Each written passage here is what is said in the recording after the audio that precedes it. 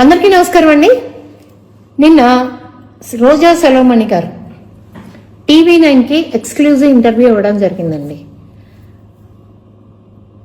యాంకర్గా ఆయన ఎవరు రజనీకాంత్ గారు అనుకుంటానండి. ఆయన వేస్తున్న ప్రశ్నలకి ఈవిడ బడబడా టక్టక్క సమాధానాలు చెప్తుంది. చాలా ఇంటెలిజెంట్గా సమాధానాలు చెప్తుంది. అబద్ధాన్ని అవలీలగా ఎవరన్నా చెప్పగలిగిన వ్యక్తి, ఎదుటి మనిషి మీదకి నిందన్ని తోసేయగలిగిన వ్యక్తి, ఆ స్పెషల్ టాలెంట్ ఉన్న వ్యక్తి ఎవరైనా ఉన్నారు అంటే అది రోజా సెలవుమణి గారు అని ఖచ్చితంగా చెప్పచ్చండి. ఎందుకు చెప్తున్నానంటారా, ప్రీవియస్ ఇంటర్వ్యూలో ఆంధ్ర రాష్ట్రంలో రోడ్లు మేము అన్ని 100 కిలోమీటర్లు వేసాం, ఇన్ని 100 కిలోమీటర్లు వేసాం అని చెప్పి ఆ రోజు పచ్చి అబద్ధం చెప్పిన రోజా సెలవుమణి గారిని ఆయన రజనీ గారు అడిగారు, ఇప్పుడు రోడ్లు చాలా బాగున్నాయి కదా, మీ బెంచ్ కార్ సేఫ్ అయినా అని అడిగితే ఇంకా రోడ్లు వేయలేదని, ఇంకా బెంచ్ కార్ని హైదరాబాద్లోనే ఉంచానని చెప్పి ఒక బెటకారం వేశారు. ఆవిడంటే చాలా సిరి సంపదలు అంటే అన్ని రకాలుగా 4 చేతులు సంపాదించిన ఆవిడ కాబట్టి, ఎందుకంటే మినిస్టర్ చేశారు, ఎమ్మెల్యే చేశారు, ఆవిడ సినీ యాక్టర్గా చేశారు, జబర్దస్త్ షోలు చేసుకుంటారు, అదేమంటే జీవనోపాధి అంటున్నారు. సో ఆవిడ 2 చేతుల్లో సంపాదించిన ఆవిడ కాబట్టి ఆంధ్ర రాష్ట్రంలో ఉండాల్సిన అవసరం లేదండి, కుదిరితే చెన్నై లేకపోతే తెలంగాణ లేదు అంటే దుబాయ్, అట్లా పరు విధాలుగా ఆవిడ ఎంజాయ్ చేయగలిగిన లైఫ్ ఆవిడ చేతి ముందు ఉంది కాబట్టి ఆంధ్ర రాష్ట్రంలో అభివృద్ధి ఏ రకంగా జరిగిందనేది ఆవిడ దృష్టికి వెళ్ళకపోయి ఉండొచ్చు. ఎందుకంటే ఆంధ్ర రాష్ట్రంలో 2019 నుంచి 2024 వరకు రోడ్లు అనేవి ప్రాపర్గా లేకపోవడం వల్ల ఎంతమంది ప్రాణాలు పోగొట్టుకున్నారనేది మన కళ్ళారా చూసాం. బొచ్చడి సిమెంట్ వేసింది లేదు, బొచ్చడి మట్టి వేసింది లేదు, గరిటెడ్ సిమెంట్ వేసింది లేదు అనేది మనందరికీ సుస్పష్టంగా తెలుసు. ఆవిడకి తెలియాల్సిన అవసరం ఏముంది చెప్పండి. ఆవిడంటే 2 చేతుల్లో సంపాదించే షావుకారు కాబట్టి కుదిరితే లేదంటే తిరుమల దేవదేవుని సన్నిధిలో ఉంటారు, ఆవిడ ప్రత్యక్షం అవుతారు. ఆవిడ కార్ని హైదరాబాద్లోనే పెట్టుకున్నారని చెప్పారు. సో ఆవిడకి ఇక్కడ జరుగుతున్న రోడ్ల డెవలప్మెంట్ చేయలేదు అనేది అయితే మాత్రం ఇట్స్ వెరీ క్లియర్. ఇకపోతే నారా చంద్రబాబు నాయుడు గారిని, నారా చంద్రబాబు నాయుడుకి ఆయనకి బాగా తెలుసు చీటీ చినిగిపోద్దని చెప్పి ఈవిడ పేరునంట రెడ్ బుక్ లో ఉన్నా కూడా ఈవిడ్ని ఏమీ చేయట్లేదని చెప్పి ఈవిడ మాటలు పేలుతున్నారు. అమ్మా రోజా సెలవుమణి గారు, మీరు తప్పు చేశారో తప్పు చేయలేరో మీ ఆత్మసాక్షికి తెలుసు, మీ దొంగల ముఠా బ్యాచ్కి తెలుసు అనేది అందరికీ తెలుసు. మీ జగన్మోహన్ రెడ్డికి, మీ పేటీఎం బ్యాచ్కి మొత్తానికి తెలుసు. మీరు ఒక ప్రోటోకాల్లో వెళ్తే, మీరు ఇందాక ఏదో చెప్పారమ్మా, ఆ ఇంటర్వ్యూలో ఏదో చెప్పారు, మా తోడుండే ఎమ్మెల్సీలని వాళ్ళని కూడా అడిగి అన్నా అంటే వాళ్ళు కూడా వచ్చంట తీసుకెళ్లారంట. ఒకే లెటర్ మీద 50 మంది పేర్లు రాసి నువ్వు తీసుకెళ్లిన మాట వాస్తవం కదా. 6 పర్మిషన్ ఉన్న బ్రేక్ దర్శనానికి 6 మాత్రమే తమరు ఉన్నా కూడా 6 నుంచి 9 మంది వరకు తీసుకువెళ్ళచ్చు. ఆ 9 మంది లిస్ట్ కాకుండా ఒక లెటర్ మీద ఒక 50 మంది పేర్లు రాసిన మాట నిజం కాదా? మీ రికమెండేషన్ లెటర్, మీరంత స్వచ్ఛందంగా అంత ప్యూర్గా ఉండే మనిషి అయితే మీరు అలా ఆ తప్పు ఎలా చేయగలిగారనేది నా ప్రశ్న. మీరంటే ఎమ్మెల్సీ గారులంట అన్నా నేను వెళ్తున్నానంటే మీతో పాటు ఎమ్మెల్సీ గారు ఎవరో ఒక ఎమ్మెల్సీ గారు అంటే వాళ్ళకి అవసరం లేకపోయినా కూడా వాళ్ళ ప్రోటోకాల్ వస్తానంట తీసుకెళ్లారంట. ఇక్కడ అలా తీసుకెళ్లినా కూడా 6 12 మంది అవుతారు కానీ 50 మంది అవరు కదమ్మా. అలా ఎలా తీసుకెళ్లారు? అది అలా స్కామ్ చేయగలిగారు? స్కామ్ చేయలేదని మీరంటే సరిపోదు. ఆడుదాం ఆంధ్రాలో మీరు చేసిన స్కామ్ కి మొత్తం బయటకి తీస్తారు. తీసిన రోజున ఆ రోజు ఆడవాళ్ళని చూడరు, ఏమీ చూడరు. కాకపోతే ఇక్కడ ఏంటంటే మా నారా చంద్రబాబు నాయుడు గారికి కానీ మా లోకేష్ గారికి కానీ ఆంధ్ర రాష్ట్ర అభివృద్ధి, మీరు అన్నారు చూడండి చీటీ చినిగిపోద్ది అని. చీటీ ఎవరు చీటీ చించుతారో తెలుసా మీరు?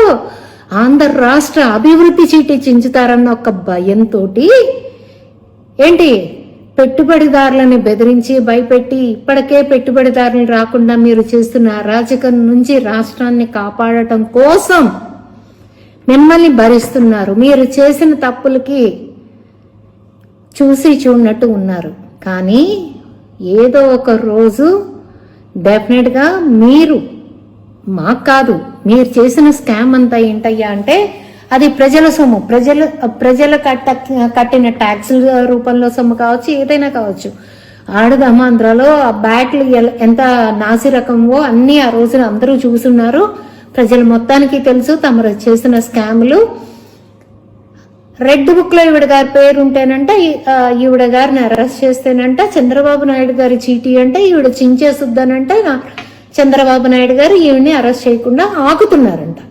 కొంచెమన్నా సిగ్గు శరం ఉంటే, మనిషి పుట్టక పుట్టి ఉంటే కొంచెం మనిషిగా మాట్లాడటం అలవాటు చేసుకోండి. రోజా సెల్వం గారు, మీరు చేసిన ప్రతి తప్పు అకౌంటబిలిటీ అనేది ఉంటుంది డెఫినెట్ గా. మీరు ఎన్ని పచ్చి అబద్ధాలు చెప్పినా, ఎంత కప్పిపుచ్చాలని చూసినా అది కప్పిపుచ్చడం ఎవరి వల్ల కాదు.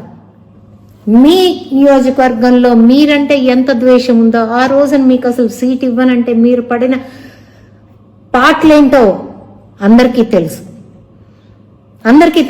ఏంటో 45,000 వచ్చినాయి అంటే వ్యతిరేకత ఉందని ఎందుకు యాక్సెప్ట్ చేయలేకపోతున్నారు? మీ నుంచి వ్యతిరేకత ఉంది, మీరు పెట్టిన హింస, మీరు చేసిన దమనకాండ, వీటన్నిటికీ వ్యతిరేకత ఉంది, అందుకే అంత మెజారిటీ వచ్చింది. అఫ్ కోర్స్ ఇంత ముందు వచ్చి ఉండకపోవచ్చు, కానీ ఇప్పుడు ఎందుకు వచ్చిందంటే మీరు ఆ రకంగా రాష్ట్ర ప్రజల్ని అంత హింస పెట్టారు అనేది మీరు ఎందుకు యాక్సెప్ట్ చేయలేకపోతున్నారు? మాట్లాడితే ఈవీఎం అధికారంలో మీరున్నారా మేమున్నామా ఈవీఎంని ఇచ్చేయడానికి? ఎవరిని మోసం చేయాలనుకుంటున్నారు మీరు? కొంచెమైనా ఉంటే ఆలోచించి మాట్లాడండి. మీ నియోజకవర్గంలో మీరంటే మీ వాళ్లే చేతురిచ్చుకున్న టైం ఉంది. ఆ రోజున మిమ్మల్ని మాకొద్దు బాబోయ్ అంటే జగన్మోహన్ రెడ్డి కాళ్ళ వేళ్ల పడి నువ్వు సీట్ తెచ్చుకున్న మాట నిజం కాదేమో ఆలోచించుకో. మాకు చెప్పక్కర్లా, నీకు మనసాక్షి ఉండి చస్తే ఆలోచించుకో. అమ్మా రోజా సెలవుమణి గారు, ఆంధ్ర రాష్ట్ర ప్రజల్ని మోసం చేసింది చాలు. మీరు ఆంధ్ర రాష్ట్ర రాజధాని అమరావతిగానే ఉంచబోతున్నాము అని చెప్పిన పెద్ద అబద్ధాల కోరుగా నువ్వు కాదా? ఇంకా అసలు నిన్ను ఎవరు నమ్ముతారు? నువ్వు చెప్పే మాటని ఎవరు నమ్ముతారు? నువ్వు నిజాయితీగా మాట్లాడుతున్నానని చెప్పి టీవీల ముందుకు వచ్చి మాట్లాడితే ఎవరు నమ్మే పరిస్థితి లేదు తల్లి. కొంచెం గుర్తుపెట్టుకో. మీరు మాట్లాడింది, మీరు చేసిన హింసని బాబు గారు యాక్షన్ తీసుకోకపోయినా పైన దేవదేవుడు ఖచ్చితంగా మీకు బుద్ధి చెప్తారు. నువ్వు స్టార్టింగ్ లో ఆంధ్ర రాష్ట్రంలో ఉండాలంటే వణికిపోయి తెలంగాణకి వెళ్ళిందని నువ్వు అక్కడికి వెళ్ళి అక్కడ పార్టీలో జారుతానంటే వాళ్ళు ఎడంకాలతో తంతే వచ్చి మళ్ళీ ఆంధ్ర రాష్ట్రంలో పడ్డావు. అది నీ ఒప్పుకోలేకపోతే ఇవాళ రోజున నాకేమీ జరగదు, చంద్రబాబు నాయుడు గారు ఆంధ్ర రాష్ట్ర అభివృద్ధి కోసం చూస్తున్నారు, అనవసరంగా నన్ను అరెస్ట్ చేసి నేను చేసే అల్లరి, నేను చేసే ఆగం భరించడానికి ఆంధ్ర రాష్ట్రము సిద్ధంగా లేదు, నారా చంద్రబాబు నాయుడు గారు కూటమి ప్రభుత్వం సిద్ధంగా లేదని చెప్పి నువ్వు ఇవాళ వచ్చి ఇక్కడ మళ్ళీ తైతక్కలాడుతున్నావు. నోటికొచ్చినట్టు పవన్ కళ్యాణ్ గారిని మాట్లాడుతున్నావు, నారా చంద్రబాబు నాయుడు గారిని మాట్లాడుతున్నావు, అమ్మా లోకేష్ బాబుని మాట్లాడుతున్నావు. ప్రజాక్షేత్రంలో మీకు ఎంత బుద్ధి చెప్పినా మీ బుద్ధి మారట్లేదు. చూడండి, కనీసం మనిషిలాగా బతకటం నేర్చుకోండి. కనీసం మనిషి. నువ్వు జబర్దస్తులకి వెళ్ళి జబర్దస్త్ ప్రోగ్రాములు చేసుకుంటే ఎవరికి ఇబ్బంది లేదమ్మా. నువ్వు చేస్తున్నా, మాట్లాడుతున్నా, నువ్వు ఉన్న పదవికి ఆ మాట, ఆ భాషని ఎవరైనా ఏహ్యంగా చూస్తున్నారు, ఎవరైనా అసహించుకుంటున్నారు. అది తప్పు అని చెప్తున్నారు తప్ప ప్రజాక్షేత్రంలో ఉండి, ప్రజలు ఇచ్చిన పదవుల్లో ఉండి నువ్వు మాట్లాడే విధానాన్ని, నువ్వు వాడుతున్న పదజాలాన్ని మార్చుకోమని చెప్పారు తప్ప నిన్ను నీ జీవన వృత్తిని మానుకోమని ఎవరు చెప్పలేదు. నువ్వు దాన్ని తిప్పి అందరి మీద రుద్దే ప్రయత్నం అయితే చేయటం మానుకుని కనీసం వైఎస్ జగన్మోహన్ రెడ్డి అనేవాడు ఎలాంటి వాడో నీకు తెలుసు.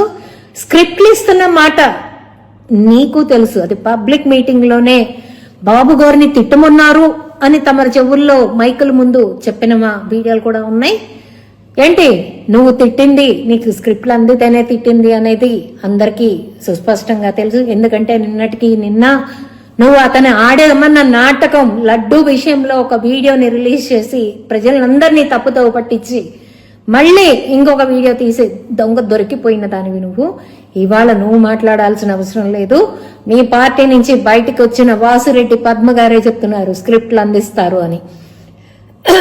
మీకు ఎంత తిడితే నారా చంద్రబాబు నాయుడు గారిని, లోకేష్ గారిని, పవన్ గారిని ఎంత తిడితే మీకు అంత పెద్ద పదవులు ఇవ్వడానికి జగన్మోహన్ రెడ్డి సిద్ధంగా ఉంటాడు. సైకో మనస్తత్వం ఉన్న వ్యక్తి అని చెప్పి పబ్లిక్ గా వాసిరెడ్డి పద్మ గారే చెప్తున్నారు. సో ఏంటంటే ఇక ప్రజల్ని నమ్మించడం, అబద్ధాలు చెప్పడం మానేసి ప్రజాక్షేత్రంలో ఎలా నిలదొక్కుకోవాలో, కనీసం 11 రేపొద్దున అవి కూడా ఎలా నిలబడాలో ప్లాన్ చేసుకుని ఆలోచించుకుంటారని ఆశిస్తూ సెలవు తీసుకుంటున్నా.